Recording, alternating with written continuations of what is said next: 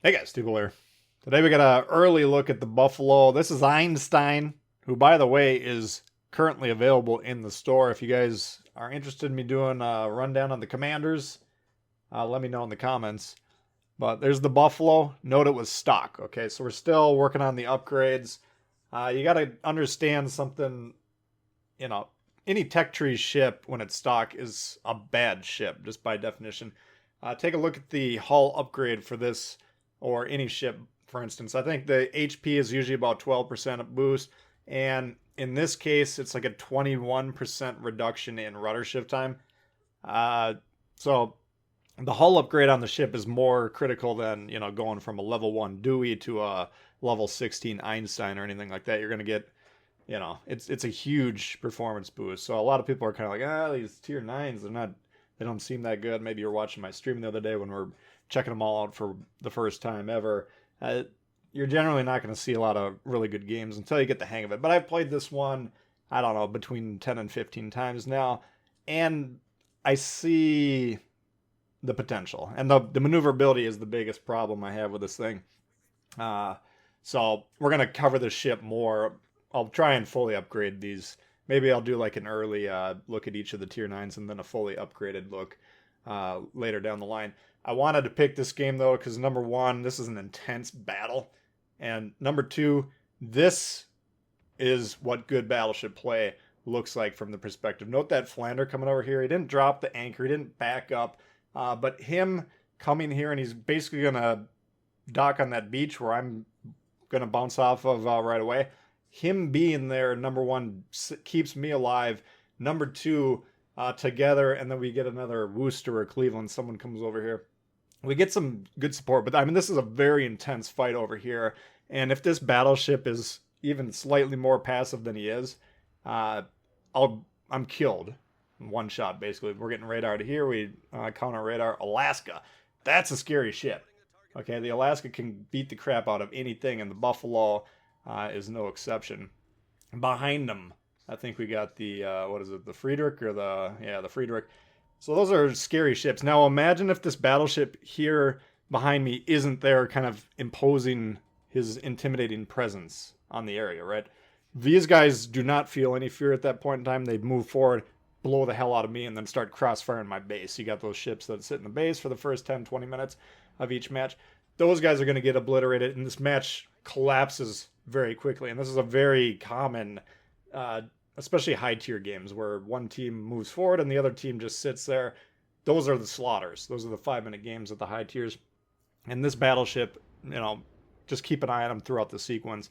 Does an excellent job. And I think I know he scores higher than me, and I get a pretty good score in this game as well. So excellent game by him. And I just wanted to point that out, that battleships that move are so much more valuable than battleships that sit there. So what's going on here now? These guys still have the option to be aggressive. Okay, now you got to keep that in mind. The Flander, if Alaska and Friedrich move into it and knock the turrets out, I mean, they could still easily collapse the side. So it's not a perfect play. in in that it can be easily countered by these guys, but that's what a battleship basically is there to do. It's psychologically intimidating for the enemy, and that's why I usually advocate putting them in lanes in between caps or something. If anyone wants to cross that gap, maybe they die, maybe they don't, but we're all going to find out. So anyone, him being here now, they are starting to get a little bit more confidence, thinking to themselves, okay, maybe it's just a 2v1. Oh, by the way, I'm an Alaska. I can beat up any ship in the game. Oh, by the way, I'm a Friedrich. Why am I really afraid of a Flander, which is not the strongest ship? But he's slowing them down, and now I've recovered. I've gotten back into a position where more or less I can safely fire. And these guys are going to be turning in here. We're going to have to be keeping an eye on both sides of this island throughout this sequence. There's going to be a lot of moving pieces here. We do have a main coming over here to support.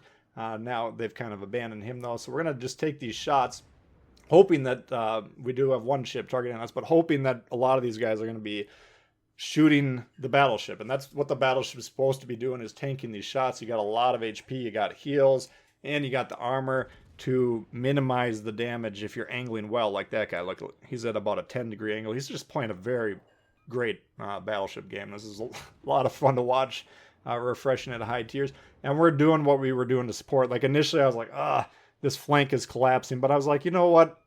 This dude came over here to support, and I don't want to just blow him off like that, because maybe next time he'll be like, screw it. I'm not. Every time I go to support over there, they just run away.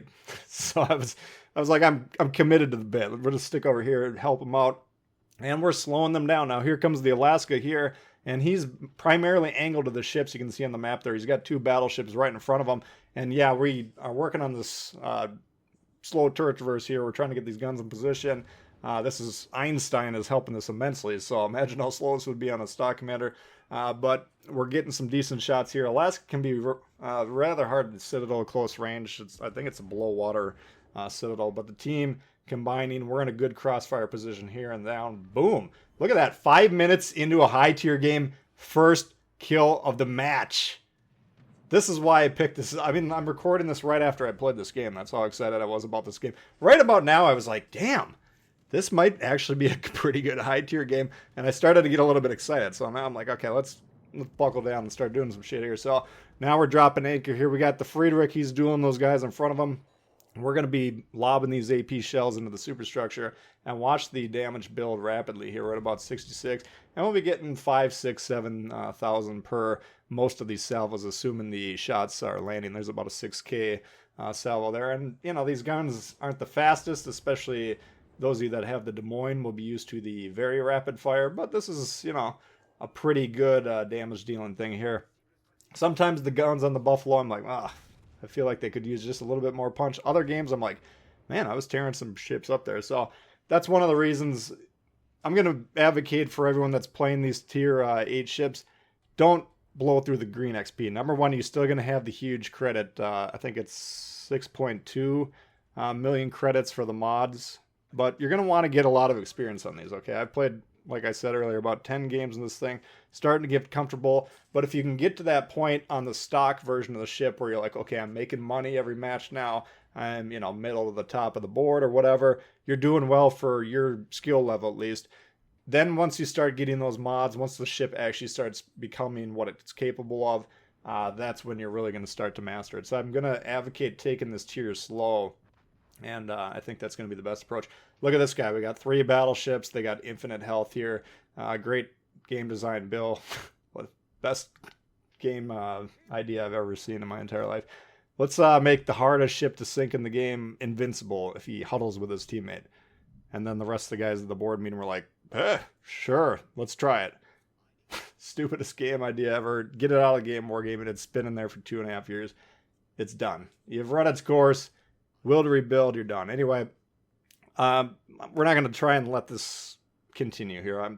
Luckily, who was it? The Flander that was supporting us earlier, he's moving in. He's putting in pressure from the east, and we're going to try and move in here. And I'm thinking, okay, well, if I can kill the Friedrich de Groba, even if I trade my ship, and we might get whacked here, but if I can get a vicious strike on him, take him down, that removes one source of infinite health, and then that Flander can hopefully blast the Alaska and take out him. Because anytime you got these guys huddling together and doing the will to rebuild thing, you have to really pay attention to which one's the lowest. You got to hope to God that your teammates are going to be on the same page, and you all have to viciously attack it until it goes down. You have to break these packs up, okay? They will single-handedly win the game. I've seen games where people shoot these same 2 ships for 15 minutes and don't sink them, you know? So it's crazy. We are pretty close here, though, so we're going to try and get the heck out of here. I don't want to die if we don't have to.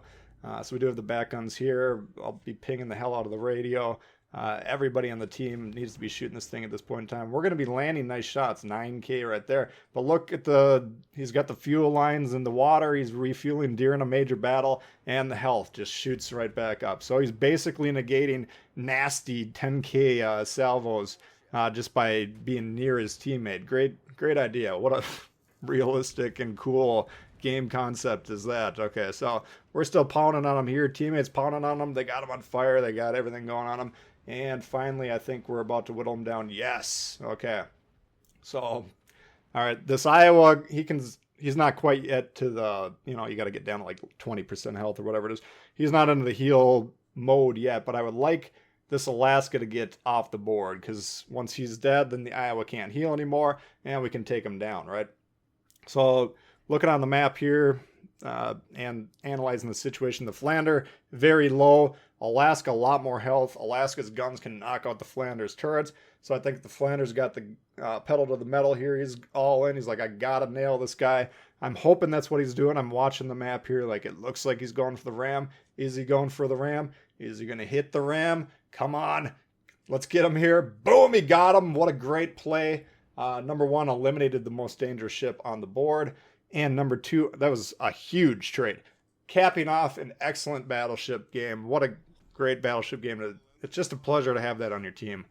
But trading 10,000 or 5,000 on a Flander tier 7 for essentially a tier 9 legendary tier. What did he have? 40,000 HP on that guy. What a trade. That's when you want to ram. Okay, when you get these lops, it's always about the HP. But if you throw in the bonuses, okay, we're trading a ship 2 tiers lower. That's already, he's on the ropes. He's about 1 salvo away from getting shot anyway. Just an excellent trade. Great play. Now the Iowa. I'm like, you know what, Iowa? I'm getting spotted. We're going to shoot the planes down. We're shooting a lot of planes down. I'm like, we're going to go in on this guy. I'm going to give him 1 shot to blast me. And if he doesn't do that, well, we are going to do some nasty stuff to this guy. And strap yourselves in if you want to see something nasty here. This is going to get ugly. All right, Iowa. He knows we're coming. He's got his proxy spotted. That's cool. I'm going to try and come around this corner as hard as I can. Now, I don't know the armor as well as I should on the Buffalo yet. Can I get away with this? Can I not? We're about to find out. But I want to be about 10 degrees if possible. I don't want him shooting me at a rough angle. Boom, he nailed us at a steep angle. Didn't seem to matter. So we got smacked there anyways. And I'm like, okay, we're going to take 1 more shot at your guns. And then I'm going to just aggressively nail you in the sides. And there's just nothing you're going to do. I'm going to go past your ship close, out swinging your turrets. This is how you want to, if you got a cruise and you're going to rush, you can sometimes get away with this. Now we got nasty AP strikes that allow us to win this fight here.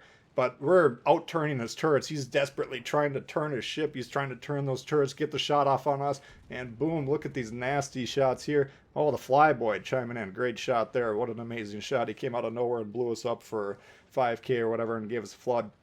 No matter, we're still focused on the Iowa. Boom, down. We got him with a 2 Citadel shot there. 150k damage and a ripping shot there. And now all of a sudden the game that was not looking too hot a few minutes ago, we had a lot of ships sailing in the back. But really, between myself, the Flander, and I think we had 1 or 2 other ships. Actually, we had about 5 ships playing this side. And I think this side was about as fun of a side that I've played in a long time. So hopefully you guys can tell why I was pretty excited about this game playing it. It was just one of those games where you're like, yeah, that felt really good to play that one. And it was a lot of fun. And hell, we had some great teammates, so that made it a lot better. The rest of this, we got about 2.5 minutes or so. I'm going to cut it down. You're going to miss me shooting down about 6 or 7 planes. He's going to continue to try and attack us. This thing, pretty damn good AA. I didn't see any change to the AA value when I was previewing what the hull would do. I just saw HP and rudder. But like I said earlier, just the hull upgrade alone will be huge, and then there's a couple more mods. So I think the Buffalo actually will be pretty competitive for sure once it's fully upgraded. But like I said, we'll trim it there. Hopefully you guys enjoyed it. If you did, please hit the thumbs up. If you're new to the channel, consider subscribing. Lots of World of Warships coming for you all the time. Questions, comments, leave them below. Love to hear from you, and we'll see you out there. Peace.